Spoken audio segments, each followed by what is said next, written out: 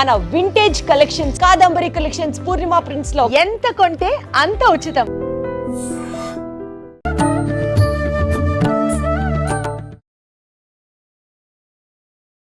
నమస్కారం, welcome to I dream. ధర్మ మార్గం విత్ విజిత కార్యక్రమానికి స్వాగతం.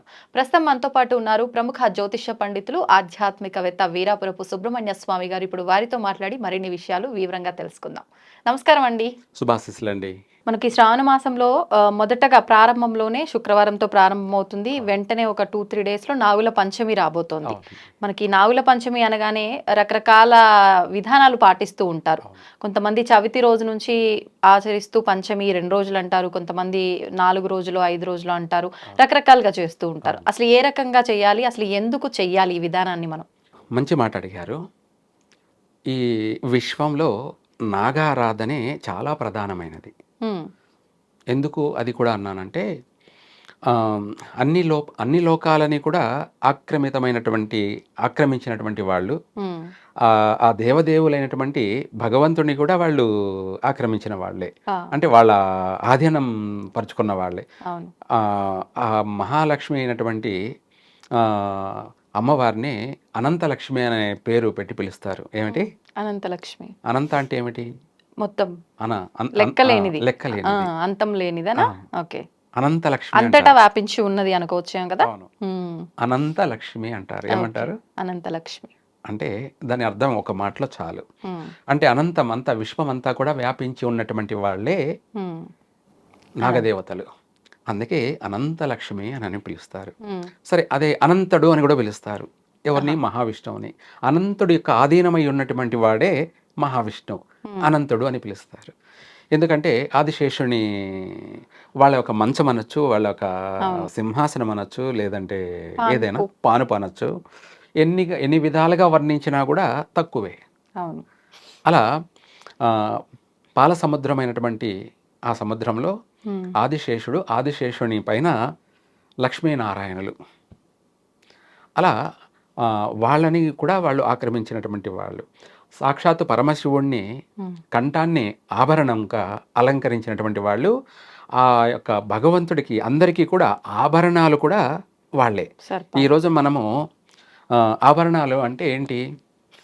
బ్రాస్లెట్ కానీ, గాజులు కానీ, మెడలో నెక్లెస్ హారాలు కానీ, లాస్ట్కి ఆ మంగళసూత్ర దారం కానీ, దాన్ని పసుపు దారం అంటారు. ఈ అన్నిటికీ కాళ్లకు పట్టీలు కావచ్చు, మెట్టిలు కావచ్చు, చూడామణి కావచ్చు, పాపడి బిళ్ళ కావచ్చు, అన్నీ ఒకటి కాదు. మన శరీరంలో ఉన్నటువంటి ఆభరణాలన్నీ కూడా వాసుకి సర్పం. ఆభరణాలన్నీ వాసుకి సర్పం. అవును. నాగాభరణాలు అంటారు. ఏమంటారు? నాగాభరణాలు. భగవంతుడికి నాగాభరణాలు, మనకందరికీ కూడా అవి ఆభరణాలు. ఓకే. అలా మన శరీరాన్ని మనకు తెలియకుండా పరోక్షంగా మన శరీరాన్ని ఆక్రమించినటువంటి వాళ్ళు కూడా నాగదేవతలే. అలాగే మన శరీరంలో కూడా మన అంగాంగాలని కూడా సర్పాధీనం అని పోల్చి ఉన్నాం. మనకు ఆది నుంచి కూడా మాకు ఇవన్నీ అవగాహన. మన వెంట్రుకలు కూడా సర్పాలే. మన వెన్నుపూస కూడా తక్షక సర్పం. వెన్నుపూస అంటే మనిషికి బ్యాక్ బోన్, దాన్ని తక్షక సర్పం అంటారు. అందుకే ఆ తక్షకుడు మంత్రం కూడా ఉంటుంది ఆరోగ్యానికి సంబంధించి. కోట్ల మంత్రాలలో ఆరోగ్య మంత్రం అనేది ఓం తక్షకాయ విద్మహే ఆరోగ్యప్రదాయ ధీమహి తన్నో జ్యేష్ఠమాసాదీప ప్రచోదయాత్. ఆరోగ్యాన్ని, ఎంతటి అనారోగ్యాన్నైనా కూడా రికవరీ చేయగలిగేవాడు. అనారోగ్య సమస్య ఏర్పడిందంటే దానికి కారకుడు ఆయన, తక్షకుడు.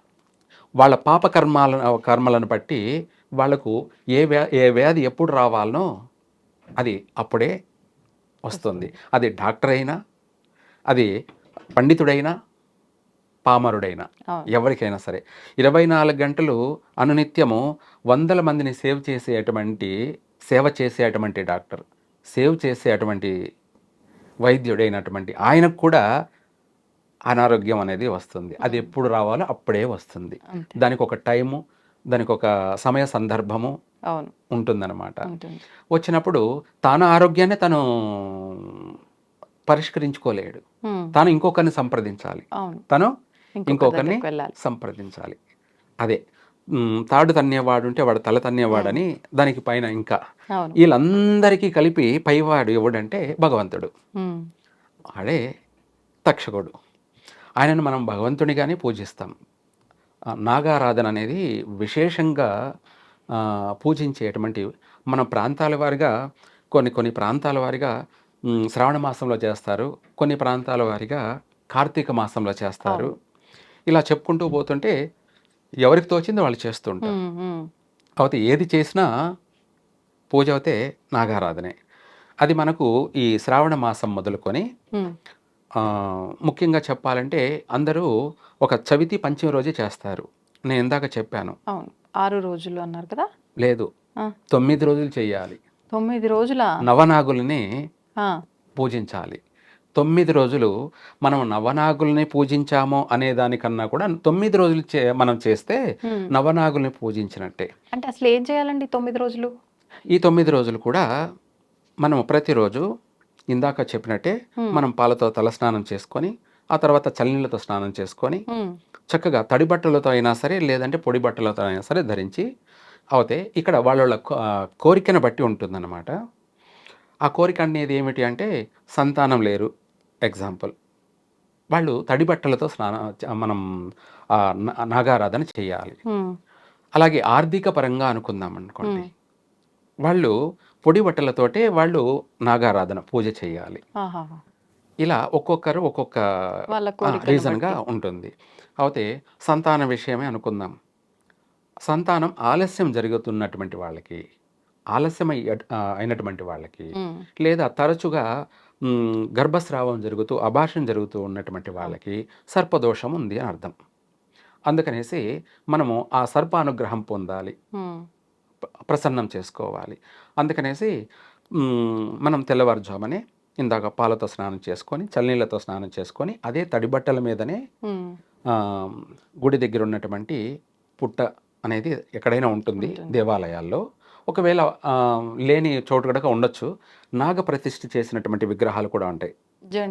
జంట నాగులు కావచ్చు, లేదంటే అక్కడ సుబ్రహ్మణ్య స్వామి లేదా నాగరాజు లేదా మానసాదేవి, ఇలా ఒక్కొక్క చోట ఒక్కొక్క రకంగా విగ్రహ ప్రతిష్ఠ చేసి ఉంటారు.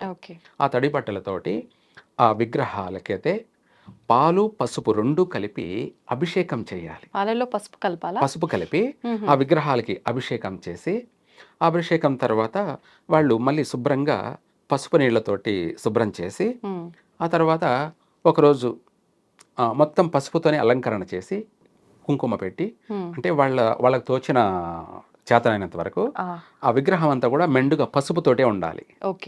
కుంకుమ పెట్టి ఆ తర్వాత వాళ్ళు సంతానం గురించి చేసేవాళ్ళు 9 ప్రదక్షిణలు చేయాలి. 9 ప్రదక్షిణలు చేసి, అది ఇద్దరు చేస్తే బాగుంటుంది భార్యాభర్తలు. ఒకవేళ వీలు కాని పక్షాన అయితే స్త్రీ మాత్రం ఆమె చేయాలి. అలా 15 రోజులు కావచ్చు, లేదంటే 9 రోజులు మాత్రం తప్పకుండా చేయాలి.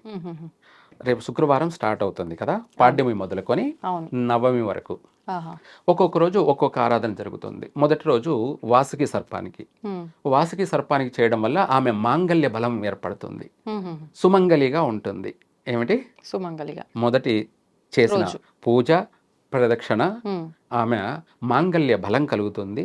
తన భర్తకు ఎటువంటి ప్రమాదాలు ఉన్నా, నీటి గండాలైనా, వాహన ప్రమాదాలైనా, ఆరోగ్య గండాలైనా, ఏ రూపంలో ఏ గండమైనా సరే ప్రాణం పోవాల్సింది కాస్త చిన్న స్వల్పమైనటువంటి గాయంతో ఆ గండం అనేది వైదొలిగిపోతుంది. జరిగి తీరాలి కాబట్టి దాని ప్రభావం అంత ఉంది కాబట్టి తీవ్రంగా ప్రాణం పోకుండా చిన్న గాయంతో బయటపడతారు. అదే సుమంగలి, దీర్ఘ సుమంగలి. మొదటి రోజు చేసిన పూజా ఫలం వల్ల తను ముందుగా సుమంగలిగా ఉంటుంది. తర్వాత రెండో రోజు చేసినటువంటి పూజ కర్కోటకుడికి. ఆ కర్కోటకుడికి చేయడం వల్ల తను ఆర్థికంగా బాగుపడుతుంది. తను చేసిన పూజ వల్ల తను కుటుంబం అభివృద్ధి చెందుతుంది. ఇంటికి ఇల్లాలే మూలాధారం. తన భర్తకు బాగా కలిసి వస్తుంది ఇంట బయట అంటే తన భార్య చేసినటువంటి పూజా ఫలమే అవును.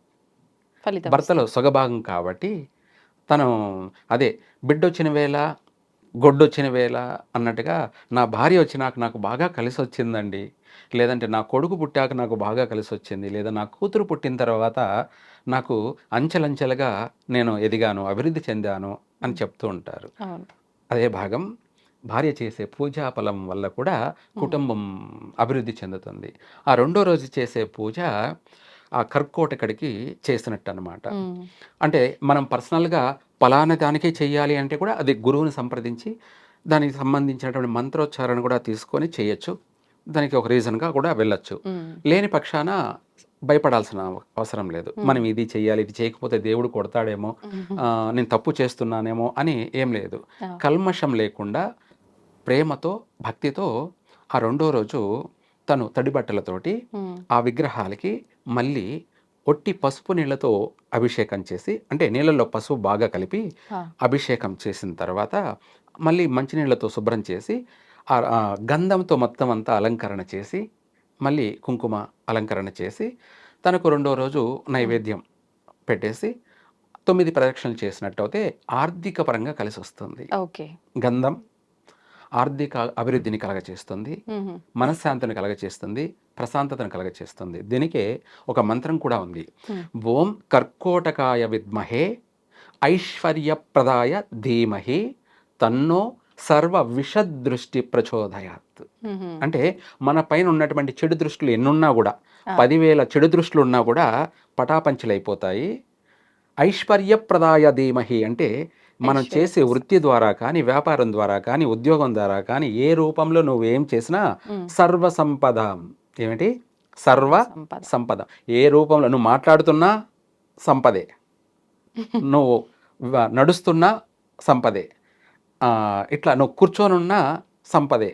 ఏ విధంగానైనా ఏ రూపంలోనైనా ఎవరు ఏ పని చేస్తున్నారో దాని ద్వారా వాళ్ళకి లాభం అనేది వస్తుంది. దాన్ని ఐశ్వర్యప్రదాయ ధీమహి అంటే నాకు సంపదని ఇమ్మని, ఐశ్వర్యాన్ని దానం చేయమని. అది మనం ఏకంగా అనంతుడినే మనం పూజిస్తున్నాం. కర్కోటకుడు ఆయన. చెడు దృష్టిలో ఈ మనకు వచ్చే ఆదాయాలకు సంబంధించి ఎటువంటివైనా సరే చెడు దృష్టిలున్నా, ఆటంకాలున్నా, మనకు రావాల్సిన సమయానికి రావాల్సిన సంపద చేతికి రాకపోయినా, ఆగిపోతున్నా, ప్రతిదై అట్లా ఉన్నప్పుడు ఇలా చేసినట్టు అయితే ఏ ఆటంకం లేకుండా దాన్ని రావాల్సిన తప్పకుండా అది వస్తూనే ఉంటుంది.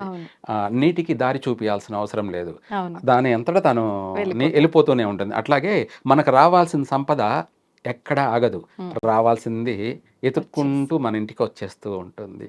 అదే ఆ యొక్క ఆ చేసే పూజా విధి విధానం. మనం భక్తితో ప్రేమతో చేసేటువంటి పూజాఫలం, పూజకు తగిన ప్రతిఫలం, దాన్నే పూజాఫలం. రెండో రోజు. మూడో రోజు తదియా. అలాగే మూడో రోజు వచ్చేసి మనం యథావిధిగానే చేసుకుంటూ మూడో రోజున మనం ఆ విగ్రహాలకి మంచినీళ్ళతో స్నానం చేసి ఆ తర్వాత విభూతితోటి అభిషేకం, భస్మాభిషేకం. ఈ భస్మాభిషేకం అనేది కూడా అత్యంత కఠినమైనటువంటి సమస్యల నుంచి బయటపడేస్తుంది, ఎటువంటి ఉపద్రవాల నుంచి అయినా కూడా మనల్ని కాపాడుతుంది. దానికి మంత్రం కూడా ఉంది. ఓం భూతిర్భూతీకరి పవిత్ర జనని వాపోగ విధ్వంసని సర్వ ఉపద్రవనాశిని సర్వార్ధ సంపత్కరి భూత ప్రేత పిశాచ రాక్షసగణారిష్టాది సంహారిణి. అర్థమైందా? అర్థమైంది. ఈ మంత్రం యొక్క అర్థం ఏమిటి అంటే, మనకు పట్టి పీడిస్తున్నటువంటి గ్రహాలు కావచ్చు, నవగ్రహాలే కావచ్చు, భూత ప్రేత పిశాచ రాక్షసాదులు కావచ్చు, ఎటువంటి అయినా సరే మనమల్ని మన కుటుంబాన్ని పట్టి పీడిస్తున్నటువంటి వాటి నుంచైనా మనము బయటపడతాము. ఈ యొక్క మంత్ర యొక్క అర్థం చాలా ఎంతైనా ఉంటుంది. చెప్తూ పోతుంటే మనకు సమయం కూడా చాలా లెంత్ అయిపోతుంటుంది కాబట్టి అది లఘువుగా షార్ట్కట్లో అలా ఆ భస్మంతో ఆయనకు అలంకరణ చేస్తే భస్మ ప్రియుడు అనమాట. శివుడు కానీ సుబ్రహ్మణ్య స్వామి కానీ అవును. వీళ్ళు భస్మ ప్రియులు అనమాట. ఓకే. విభూదికి వాళ్ళకు విభూది అంటేనే ఐశ్వర్యం. అందుకే భూతీకరి పవిత్ర జనని. పవిత్రం అంటే అంటే ఏదైనా సరే ఎటువంటి చెడు ఎటువంటిదైనా లేనిది. కూడా అది పవిత్రమైపోతుంది. అవును. అలా పవిత్ర జనని వాపోగ విధ్వంసని సర్వ ఉపద్రవనాశని. సర్వ అంటే ఎటువంటివైనా సరే, మనిషి దృష్టి దోషాన్ని కావచ్చు, ఏలేనాటి శని ప్రభావం కావచ్చు, రాహు యొక్క దోషం కావచ్చు, కేతు యొక్క పీడితం కావచ్చు, లేదంటే బుధుని యొక్క ఇది రవి యొక్క దోషం కావచ్చు, ఇదే కాకుండా చంద్రుని యొక్క మనఃపీడ కావచ్చు. మనసు అనేది పిచ్చి పిచ్చిగా ఆలోచనలు చేస్తూ నిలకడ లేకుండా రాత్రింబగుళ్ళు కలలు కంటూ డ్రీమ్స్ అంటే చెడు కలలు ఇటువంటివన్నీ ఏ టు జెడ్ ఒకటి కాదు 10,000 సమస్యలైనా కూడా పటాపంచలైపోతాయి. అలా చేసి ఆ విభూతిని మనం తెచ్చుకొని రోజు బొట్టు పెట్టుకుంటూ ఉంటే ఎటువంటి చెడు మన దరిదాపులకు కూడా రాదు. ఇందాక అదే చెప్పాను. భూత ప్రేత పిచాచ రాక్షసాది ఇటువంటివన్నీ కూడా సంహరించేస్తుంది. ఓకే. అంత శక్తి ఉంటుంది. అలా ఈ ప్రత్యేకంగా ఈ శ్రావణ మాసంలో ఇలా చేసినట్టయితే అందరికీ కూడా కలిసే వస్తుంది. విశేషమైనటువంటి ఆరోగ్యము, విశేషమైనటువంటి ఆర్థిక అభివృద్ధి, అలాగే సంతానం కూడా సమయానుకూలంగా సంతాన భాగ్యము. ఇలా 9 రోజులు చేసినట్టయితే ఒక్కొక్క రోజు ఒక్కొక్కటి చేస్తే చక్కగా విశేషమైనటువంటి దినదిన అభివృద్ధి చెందుతారు. అందరూ కూడా అభివృద్ధి చెందాలి. అందరూ అభివృద్ధి చెంది అందరూ బాగుంటేనే కదా, వాళ్ళందరూ బాగుంటే మనం బాగుంటాము. నాగుల పంచమికి సంబంధించి మామూలుగా అందరం మాట్లాడుకునేది పూజా విధానం ఆ రోజు ఎలా చెయ్యాలి ఏంటి అని. కానీ మీరు వివరించిన దాన్ని బట్టి 9 రోజుల పాటుగా ఈ విధానం మనం ఆచరించాలి అంటే మనకు ఈ దోషాల వల్ల రకరకాల ఇబ్బందులు వస్తాయి. ఒక్కొక్క ఇబ్బందికి సంబంధించి ఒక్కొక్క అంటే సర్పాన్ని దేవతగా తీసుకొని ఆరాధించే విధానం గురించి మీరు చెప్తున్నారు. అంటే ఆల్రెడీ మనం ఇంత ముందర ఎపిసోడ్లో 3 గురించి మాట్లాడుకున్నాము. మరి 4వ రోజు నుంచి 9వ రోజు వరకు మనం ఎటువంటి విధానాలు ఆచరించాలో వివరించండి. 4వ రోజు మనం పిల్లల గురించి ముఖ్యంగా పిల్లలు మనకు మర్చిపోతున్న జ్ఞాపక శక్తి లేనటువంటి వాళ్ళు, అది పెద్దవాళ్ళైనా సరే పిల్లలైనా సరే. అయితే ఇంపార్టెంట్గా ఏంటంటే పిల్లలు, ఎందుకంటే చదువుకున్నది గుర్తుండకపోవడం, అలాగే మర్చిపోతూ ఉండడం, ఎక్కువగా నిద్రపోవడం, చదువు అనేది ఇంట్రెస్ట్ లేకుండా పోవడం, ఇటువంటివి పిల్లలు ఎక్కువగా ఆటల మీద ఉన్నటువంటి పిల్లలు, ఇలా లేదంటే చెడు ఆలోచనలు, చెడు ఆటలు పైన ఇంట్రెస్ట్ చూపించేటువంటి పిల్లలు, వాళ్ళని మంచి సన్మార్గంలో పెట్టడానికి, అలాగే వాళ్ళ భవిష్యత్తు ఒక పునాది అంటే మంచి విద్యావంతులుగాను, మంచి ఉద్యోగవంతులుగాను, మంచి సంస్కారవంతమైన పిల్లలుగాను వాళ్ళు అభివృద్ధి చెందాలంటే ఇంటి ఇల్లాలు తను 4వ రోజు, లేదంటే ఇది పిల్లలు కూడా చేయొచ్చు. అంటే తల్లే కాకుండా వాళ్ళ పిల్లలు వాళ్ళ చేత కూడా చేయించవచ్చు, లేదంటే తను చేయొచ్చు. తను 4వ రోజు పెసర్లు పూర్ణం చేసి బెల్లంతో విగ్రహాలకి అభిషేకం చేయడం దాన్ని పూర్ణం అంటారు. పెసలతోటి అభిషేకం చేసి ఆ చేసిన అభిషేకాన్ని కొంచెం ప్రసాదం కింద తీసుకొని లిక్విడ్ లాగా చేయాలండి. అవును, అంటే మనం అరిసెలకు దానికి పాకం లాగా చేస్తాం కదా, అది కొంచెం లిక్విడ్ ఎక్కువగా చేసి దాంతో అభిషేకం చేసి ఆ అభిషేకం చేసిన దాంట్లోనే కొద్దిగా తీసి పక్కకు పెట్టుకోవాలి. అభిషేకం చేసిన దాన్ని ప్రసాదాన్ని కింద పారేయకుండా కొంచెం తీసి పెట్టుకోవాలి. అలా చేసేసిన తర్వాత మామూలుగా అలంకరణ చేసేసుకొని దారం చుట్టాలి. ఎన్ని వరుసలు? 5 పోగుల దారము ఒక 5 చుట్లు చుట్టేసి, 5 పోగులు 5 చుట్లు చుట్టేసి 5 ప్రదక్షిణలు చేసి ఆ తర్వాత అయిపోయిన తర్వాత ఆ ప్రసాదాన్ని పిల్లలకు కానీ అందరూ కూడా తినచ్చు.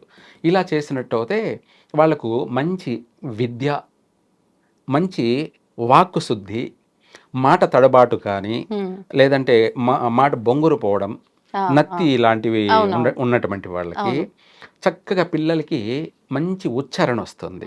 మంచి ఉచ్చారణ రావడము, తర్వాత వాళ్ళు చదువులో కూడా బాగా ఎంత కఠినమైన పదాలను కానీ బాగా మాట్లాడడం, పలకడం కానీ, తర్వాత జ్ఞాపక శక్తి పెరగడం కానీ ఉమ్, వాళ్ళ ఆ, వాళ్ళ భవిష్యత్ అనేది 100% బాగుపడుతుంది. ఓకే. మంచి విద్యావేత్తలు అవుతారు, మంచి ఉద్యోగవేత్తలు అవుతారు, మంచి సంస్కారమైనటువంటి నడవడికతోటి అంటే ఎవరితో ఎలా మాట్లాడాలి, ఎవరితో ఎలా నడుచుకోవాలి అనేది జ్ఞానం అనేది వృద్ధి పెరుగుతుంది. అవుతుంది. దాని మంత్రం కూడా ఏంటంటే ఓం శంఖపాలాయ విద్మహే జ్ఞానప్రదాతాయ ధీమహి. ఈ మంత్రం పిల్లలతో జపించాలా? చేపించవచ్చు, ఆహా, లేదంటే వీళ్ళే చేయవచ్చు కూడా. ఓకే. ఉమ్. ఆ, ఓం శంఖపాలాయ విద్మహే మమ జ్ఞానప్రదాతాయ ధీమహి తన్నో అనంతః ప్రచోదయాత్ స్వాహ. ఉహు. అన్నీను విద్య, జ్ఞానం. జ్ఞానం, జ్ఞానం వల్లనే అన్నీ వచ్చేస్తాయి వచ్చేస్తాయి. మొత్తం మీద. అవును. దాన్నే కదా అవును. జ్ఞానప్రదాతాయ ధీమహి, నాకు అనంతమైన జ్ఞానాన్ని ప్రసాదించు. ఆ జ్ఞానమే ఐశ్వర్యం, ఉమ్, ఆ జ్ఞానమే భవిష్యత్తు, ఆ జ్ఞానమే వాడు బ్రహ్మ. ఆ, ఒక మాటలో చెప్పాలంటే వాడు మల్టీ టాలెంటెడ్. పిల్లలు చక్కగా అభివృద్ధి చెందుతారు. ఉమ్, వాళ్ళు కూడా ఇంట్లో పెద్దలు కూడా వాళ్ళు మంచి తెలివితేటలతో, మంచి నడవడిక, మంచి సంపాదన అభివృద్ధి చెందుతారు. ఉమ్, ఇలా చెప్పుకుంటూ పోతే అది అనంతం. ఓకే. అందుకనేసి ఉమ్. ఆ 4వ రోజు ఇలా ఈ విధానం ఈ ప్రత్యేకంగా విధానం. పిల్లలకు సంబంధించి. అవును. ఉమ్, 5వ రోజు చూసుకునేటప్పటికి మనకు ఆ, అన్నప్రాసన అని చెప్పాలి. ఒక మాట చెప్పండి, ఓకే. వాళ్ళు ఎప్పుడు చేశారో ఏమో, ఎలా చేశారో, ఏ రోజు చేశారో, ఘాతుక అశుభ తిథుల్లో కానీ, అశుభ వారాల్లో కానీ, అశుభ మాసాల్లో కానీ ఒకవేళ చేసినట్టయితే, అంటే అది అశుభ మాసం కాదు, వాళ్ళు చేస్తుంది అడిగే తెలుసుకునే చేస్తారు, కానీ అది వీళ్ళకి సరిపోతుందా లేదా అనేది తెలియదు. ఓకే. చేసే ఆ అన్నప్రాసన చేసిన సమయం ఆ, ఎందుకు అది కూడా అన్నామంటే, ఆ శుభ సమయంలో చేయని పక్షాన ఆ, వాళ్ళకు తిండికి లోటుపాట్లు ఉంటాయి, అంటే ఇబ్బంది పడుతూ ఇబ్బంది పడుతూ ఉంటారు, పనులు చేస్తూ ఉంటారు, ఉమ్, సంపాదన ఉంటుంది, సమయానికి తినలేరు. కొంతమందికి సంపాదనే లేక తినడానికి కూడా ఇబ్బంది. కష్టాలు పడుతూ ఇబ్బందులు పడుతూ ఉంటారు. కొంతమందికి ఆరోగ్య సమస్యలతోటి తినలేకపోతూ ఉంటారు. ఇటువంటివి అనేకమైన సమస్యలు వస్తూ ఉంటాయి. అందుకనేసి వాళ్ళు జీవితాంతం అన్నపానీయాలకు ఎటువంటి లోటు లేకుండా, ఉమ్, వాళ్ళకే కాకుండా వాళ్ళ చుట్టూ ఉన్న వాళ్ళకి 10 మందికి వాళ్ళు పెట్టేటట్టు. పెట్టేటువంటి స్తోమత కలిగి ఉండడము, అంటే ఆర్థికంగా కూడా వాళ్ళు బాగుండడం అన్నమాట. ఇట్లా అన్ని విధాలా కూడా అది ఉపయోగపడుతుంది. 5వ రోజు ఉమ్, కుటుంబం అంతా కూడా పంచభక్ష పరమాన్నాలతో వాళ్ళు ప్రతిరోజు దినదినం వృద్ధి చెంది. వృద్ధి చెందుతూ ఉంటారు. కోటి కోసమే కోటి విద్యలు. అంతే. ఎవరైనా నువ్వు చేసినా, నేను చేసినా, ఎవరేం చేసినా అవును. కోటి విద్యలు అనేది కూడా దీనికోసమే. కాబట్టి అందులో మనం బాగుండడం, మనం నమ్ముకున్న వాళ్ళకి 10 మందికి మనం పెట్టే స్తోమత కలిగి ఉండడం, ఆ, దీనికి సంబంధించినటువంటి మంత్రం అది. ఉమ్, ఓం మహాపద్మాయ విద్మహే సహాజన్యాయ ధీమహి ఉమ్, తన్నో సర్పః ప్రచోదయాత్. లేదా ఓం మహాపద్మాయ విద్మహే ఉమ్, సహాజన్యాయ ధీమహి తన్నో అన్నప్రదాత ప్రచోదయాత్. అన్న ప్రదాత ప్రచోదయాత్. ప్రచోదయాత్. ఈ మంత్రం చేసుకోవాలి. చేసుకోవచ్చు. మరి అక్కడ ఆరాధన దగ్గర విషయానికి వచ్చేసరికి ఆరాధన దగ్గర ఇందాక మనము చెప్పుకున్నాం పెసలతోటి. ఇక్కడ పెరుగు అన్నంతోటి అభిషేకం. అభిషేకం చేసి ఆ పెరుగన్నాన్ని దద్దోజనం అనొచ్చు, అది తీసుకొని మనము పక్కన పెట్టుకొని ఆ ప్రసాదాన్ని అందరూ కూడా, కుటుంబ సభ్యులందరూ కూడా తినాలి. ఓకే. అలా చేసినట్టయితే వాళ్ళ కుటుంబానికి అన్నపానీయాలకి వంశాంతరం అంటారనమాట. ఉమ్, అటు 7 తరాలు, ఇటు 7 తరాలు. ఈరోజు మనం చేసిందే మన కుటుంబానికి, వంశానికంతా వర్తిస్తుంది. ఓకే. ఓకే. మంచిదే కదా అలా అయితే. అలా వాళ్లకు ఎప్పుడు కూడా నిత్యం లోటుపాట్లు ఉండవు, ఉమ్, ఎటువంటి లోటుపాట్లు ఉండవు. మనం బయటికి వెళ్ళినా కూడా మనం చూడగానే పిలిచి మరీ అందరూ పెట్టాల్సిందే, అలా ఉంటుంది. అంటే మారిపోతుంది, చేంజ్ అయిపోతుంది, లైఫే చేంజ్ అయిపోతుంటుంది. అలా వాళ్ళ జీవితం 3 పూల అరకాయల్లా అభివృద్ధి చెందాలి అంటే 5వ రోజు ఇలా చేయాలి. 6వ రోజుకి వచ్చేటప్పటికి మనం మన యొక్క ప్రాణాన్ని సేవ్ చేసుకోవడం మృత్యుంజయుడు అంటారు. ఏమంటారు? మృత్యుంజయుడు.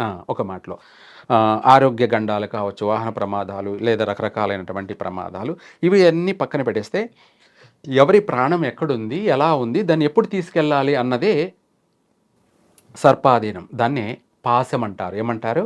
పాశం. పాశం. యముడి చేతిలో ఉన్నటువంటి తాడంటారు ఓ. దాన్ని యమపాశం అంటారు. ఉమ్. ఆ యమపాశమే ఎవరి ప్రాణాన్ని ఎప్పుడు తీసుకురావాలో, అది ఎలా ఉంటుంది, ఏ రూపంలో ఉంటుంది, ఎట్లా ఉంటుందో దాన్ని ఎలా తీసుకురావాలనో అలా తీసుకొస్తాడు. దానికోసమే ఓం నీల సర్పాయ విద్మహే మమ ప్రాణప్రదాతాయ ధీమహి తన్నో సర్ప ప్రచోదయాత్. ఇది మన యొక్క ప్రాణానికి సంబంధించి ప్రశాంతంగా ఉండడము, మనశ్శాంతిగా ఉండడానికి, ఎటువంటి భయము లేకుండా, బెనుకు, భయము అవును. అనేటివి, కంగారు, టెన్షను అనేటివి ఏవీ లేకుండా వాళ్ళు ప్రపంచమంతా ఇదవుతున్నా కూడా నాకేమిలే, బాగున్నాను, బిందాస్గా వాడు కాన్ఫిడెన్స్గా ఒక మనోధైర్యంతో ఉమ్. జీవిస్తాడు చక్కగా. ఎటువంటి భయం ఉండదన్నమాట. ఉమ్. ఆకాశం వచ్చి మింద పడుతుందన్నా కూడా సరే పడని చూద్దాం ఉమ్. అన్నంత ధీమాగా ధీమాగా. అలాంటి వాళ్ళకి, వాళ్ళ కుటుంబానికి పూర్ణ ఆయుష్ కలుగుతుంది. ఉమ్. విధానం ఏం ఆచరించాలండి ఇక్కడ విధానానికి వచ్చేటప్పటికి బెల్ల పొంగలితోటి అభిషేకం చేసి ఆ బెల్ల పొంగలిని పరమాన్నం తీసుకొని అందరూ ప్రసాదం కింద తీసుకోవాలి, తినాలి. ఓకే. అలా తిన్నట్టు అయితే చక్కగా వాళ్ళకి కలిసి వస్తుంది. ఆ రోజునే మనకు అన్ని విధాలా కూడా మన ఆయుష్కు సంబంధించి, బాలారిష్ట దోషాలకు సంబంధించి, పెద్దవాళ్ళైతే ప్రాణగండాలకు సంబంధించి, ఎవరి చిన్నపిల్లలకైనా పెద్దవాళ్ళకైనా ప్రాణగండాలకు సంబంధించి అన్నీ కూడాను తొలగిపోతాయి. దినదిన గండం అంటారు. దినదిన గండం 100 ఏళ్ల జీవితం అంటారు కదా. ఇటువంటివన్నీ కూడా వైదొలిగిపోయి వాళ్ళు 100 ఏళ్ళు పూర్ణాయుష్తోటి జీవిస్తారు. తర్వాత ఇంకొకటి, మనకు ఆర్థిక పరంగా మనకు ఒక విధంగానే కాకుండా మన జీవితము ఆనందంగా ఉండడానికి ఏమిటి, ఆనందంగా జీవిత ఆనందం, శారీరకంగా, మానసికంగా, మన యొక్క అవయవ లోపాలని కూడా, అంటే ఇప్పుడు గర్భవతిగా ఉన్నటువంటి తల్లులు కావచ్చు, లేదా ఇంకా పిల్లలే కలగనటువంటి స్త్రీలు కావచ్చు, వాళ్ళు ముందు నుంచే వాళ్ళు ఏ అవయవ లోపం లేకుండా చక్కని ఆరోగ్యమైనటువంటి సంతాన ప్రాప్తి కలగడం కోసము వాడి విధిరాత తలరాత మహర్జాతకుడుగా జన్మించడం. మహర్జాతకుడుగా అంటే అదృష్టవంతుడా దురదృష్టవంతుడా అని అంటాం, డిసైడ్ అవుతుంది. దాన్ని అదృష్టవంతుడుగా జన్మించాలి అంటే వాళ్ళకు పుట్టబోయే పిల్లలు, లేదా వీళ్ళ తలరాతను కూడా మార్చుకోవాలి అంటే ఇక్కడ మనము ఆ రోజున 7వ రోజు ఆ రోజు మన ఇంటిలో నుంచి మనము కుంకుమ తీసుకువెళ్ళి ఆ కుంకుమతోటి అభిషేకం చేసి, పూర్తిగా అభిషేకం చేసి, ఆ రోజున మనము ఓన్లీ ఎర్ర పూలతోటి పూర్తిగా ఆ యొక్క నాగదేవతలకి మనం ఆరాధన, అలాగే అష్టోత్తరం అంటారు, 108 శ్లోకాలు ఉంటాయి కదా. అష్టోత్తరాన్ని ఒక్కొక్క పువ్వుతోటి ఒక్కొక్క మంత్రం, ఓన్లీ ఎరుపు రంగు పూలే, అంటే మందార పూలు కావచ్చు, ముద్ద మందారం, ఎర్ర మందారం, లేదంటే గులాబీ కావచ్చు, ఇలాంటివి అయినా సరే పర్వాలేదు. ఎరుపు పువ్వులతోటి ఒక్కొక్కటి ఓం అనంతాయ నమః అంటూ ఒక పువ్వు, ఇలా 108 శ్లోకాలకి 108 పూలని, అంటే పుష్పాభిషేకం అని కూడా చెప్పుకోవచ్చు. అలా చేసినట్టు అయితే అలా చేసి అందులోంచి ఒక 5 పూలను తీసుకొని మన ఇంట్లో పెట్టుకోవాలి తెచ్చి. అలా పెడితే వాళ్ళ జీవితం, వాళ్ళకు కలగబోయే పిల్లలు, అదే 3 పూల 6 కాయలు అంటాం కదా, వాళ్ళ ఇల్లు అంతా కూడా, కుటుంబం అంతా కూడా అన్నిట్లోనూ అభివృద్ధి చెందుతుంది. వాళ్ళకు పుట్టబోయే సంతానం కూడా మంచి అందమైనటువంటి రూపము, నీలాగా అందమైన పిల్లలు, అన్ని విధాలా కూడా మంచి సంతానం కలుగుతారు. దాంతోపాటు వాడు మహర్జాతకుడు కూడా, వాడి పట్టిందల్లా బంగారమే. అలా ఆ రోజు అలా చేసుకున్నట్టు అయితే బాగుంటుంది. తర్వాత 8వ రోజు ఇక్కడ వచ్చేటప్పటికి మనకు ఇంకా చెప్పాలంటే దీనికి ఒక మంత్రం కూడా ఉంటుంది. ఓం ధనంజయాయ విద్మహే ఆదిశేషాయ ధీమహి తన్నో అన్నదాత ప్రచోదయాత్. ఈ మంత్రం మన యొక్క పూర్తిగా మనకు విశ్వానికంతా కూడాను అభివృద్ధిని కలగచేస్తుంది. అంటే మన కుటుంబమే కాకుండా మనము ఎవరింట్లో పోయి అడుగు పెట్టినా వాళ్ళ ఇల్లు అభివృద్ధి చెందుతుంది.